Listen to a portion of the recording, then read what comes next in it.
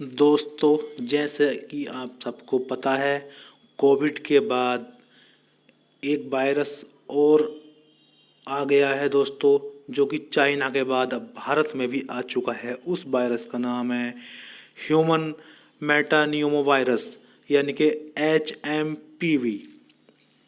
चीन में जिस तरह से HMPV के वायरस के मामले बढ़ने की खबरें मिल रही हैं और अब भारत में भी इसके कुछ मामले सामने आए हैं, उसमें स्वास्थ्य संबंधी चिंताओं का बढ़ना स्वाभाविक है।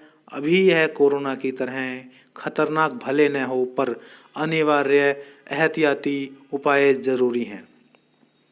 कोविड महामारी के दौर के 5 साल बाद एक बार फिर चीन में जिस तरह से HMPV यानी कि ह्यूमन मेटानियोमो वायरस के संक्रमण के मामले बढ़ने की खबरें मिल रही हैं और अब भारत में भी इसके कुछ मामले सामने आए हैं, उससे स्वास्थ्य संबंधी चिंताओं का बढ़ना स्वाभाविक है। ऐसा इसलिए भी है क्योंकि कोरोना वायरस की तरह HMPV भी सबसे पहले सांस की नली पर हमला करता है। बुखार, खांसी इत्यादि कोरोना वायरस के लक्षण इसमें भी दिखते हैं और दोनों ही से सबसे ज़्यादा खतरा भी बच्चों, बुजुर्गों और कम इम्यूनिटी वाले लोगों को है। दरअसल कोरोना वायरस ने भारत समेत पूरी दुनिया में जो तबाही मचाई थी, उससे अब वायरस का हर हमला उसकी ही याद दिलाता है।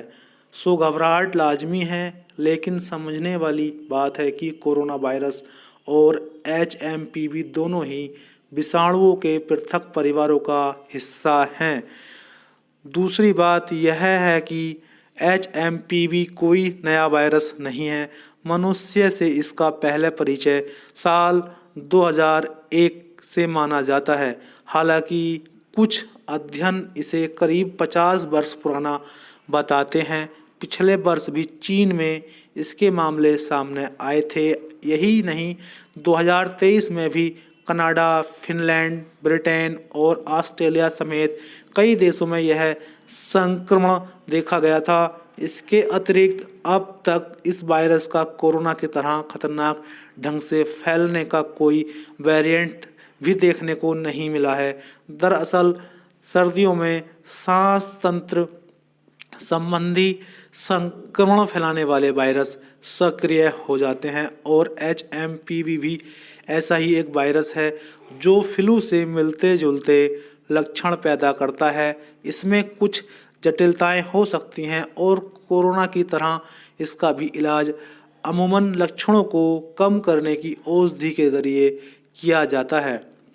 लेकिन यह भी एक तथ्य है कि ज़्यादातर लोगों को 5 साल की उम्र से पहले HMPV हो चुका होता है और अमूमन दोबारा होने पर इसके लक्षण हल्के ही रहते हैं।